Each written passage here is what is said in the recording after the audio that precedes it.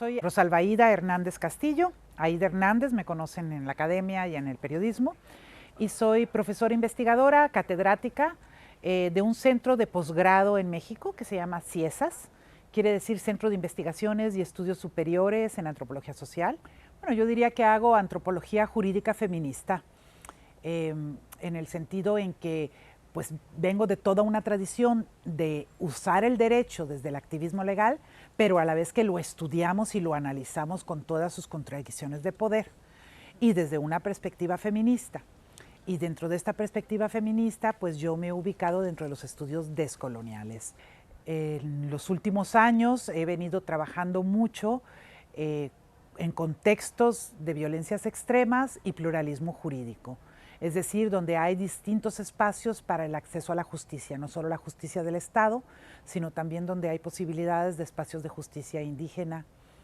Y pues mucho de mi apuesta política a largo aliento ha sido la coproducción de conocimiento, es decir, ver cómo las investigaciones que hago las podemos hacer paralelamente, no sobre las mujeres indígenas o sobre los colectivos de familiares de desaparecidos, sino con las mujeres indígenas.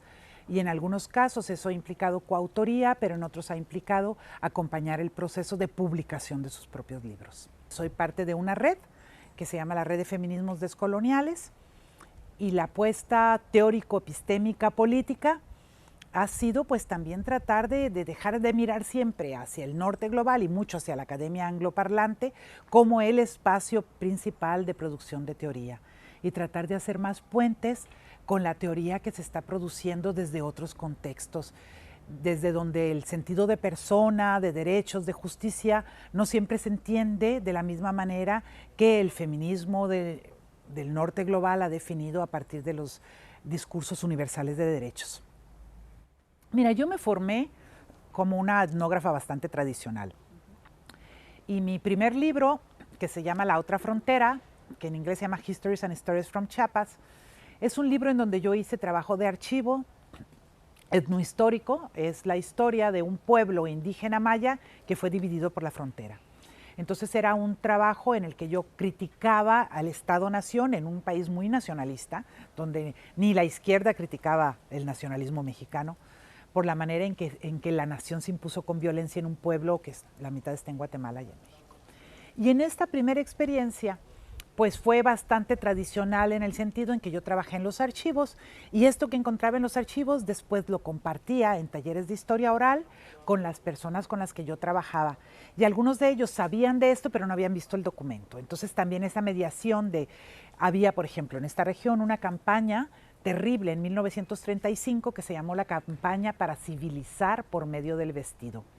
Y fue una campaña que distribuyó overoles de mezclilla, de esos petos de mezclilla, que eran el símbolo de la clase obrera, y les prohibió los trajes indígenas diciéndoles que eran trajes de origen colonial, que sí eran, pero para ellos tenían mucho significado. Y yo encontré el documento donde empieza la campaña, y encontré a un viejito que todavía recordaba cuando se quemaron los trajes en medio del pueblo. Y cuando él vio el documento, ese intercambio de saberes fue muy importante. Entonces, en este primer proceso, para mí, el poder construir una narrativa en este diálogo en el que pudiéramos poner los archivos históricos del poder, porque eran los del poder, con la historia vivida, era importante. Pero con el tiempo me fui cuestionando mucho también cómo era yo la que ensamblaba la historia, ¿no? Aunque lo hiciera de manera colaborativa, yo la ensamblaba. Y ahí me empecé a cuestionar el tema de la autorrepresentación.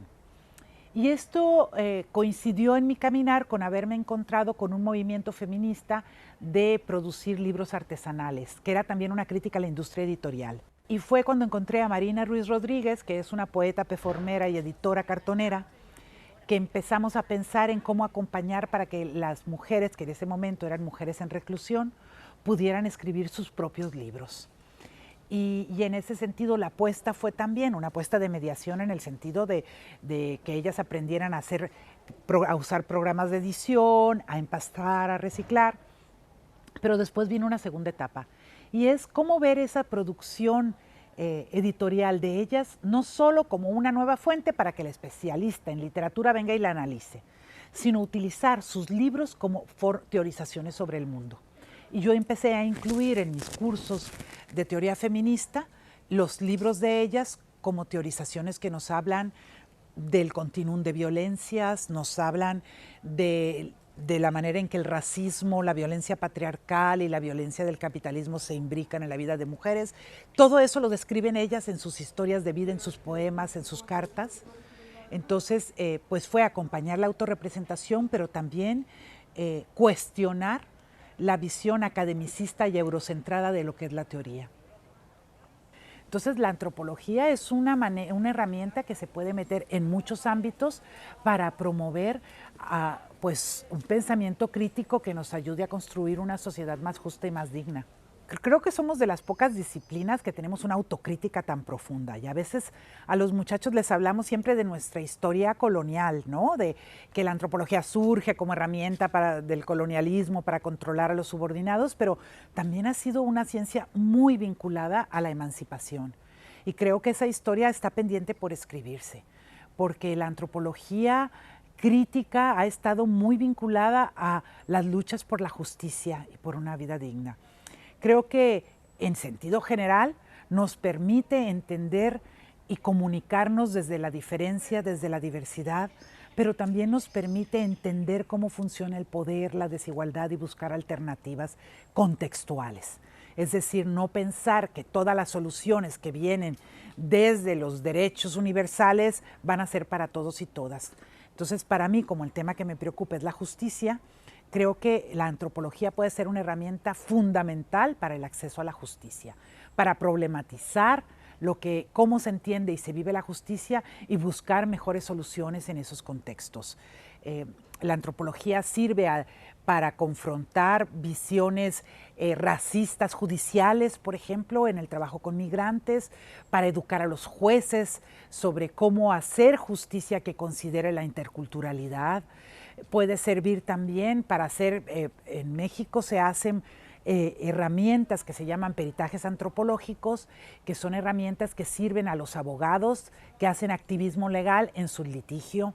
Por ejemplo, hemos apoyado a la liberación de mujeres indígenas que habían sido revisando sus expedientes judiciales y presionando porque se considerara el contexto cultural y cómo se había violado en el proceso judicial sus idiomas. He acompañado casos en la Corte Interamericana de Derechos Humanos, el caso de Inés Fernández Ortega, que fue una mujer indígena mepa violada por el ejército, y logramos la primera sentencia en la historia de la Corte en la que un agravio individual, que es la violación sexual, qué cosa más individual que mi cuerpo, tiene reparaciones colectivas. Y tuvo reparaciones colectivas porque para Inés, desde un principio, su violación era parte de una historia, de un continuum de violencias a su pueblo que había afectado a todas las mujeres de su comunidad. Entonces, pues parte de estas herramientas que han servido para buscar justicia. Yo creo mucho en la investigación activista, soy una gran crítica al positivismo académico y eso me ha costado grandes debates, porque creo no solo que tenemos en sociedades marcadas por la desigualdad la responsabilidad política de que nuestra producción de conocimiento tenga incidencia, sino porque creo que epistémicamente hay una gran riqueza a cuando produces conocimiento en base a la confianza de alguien con quien compartes una lucha política.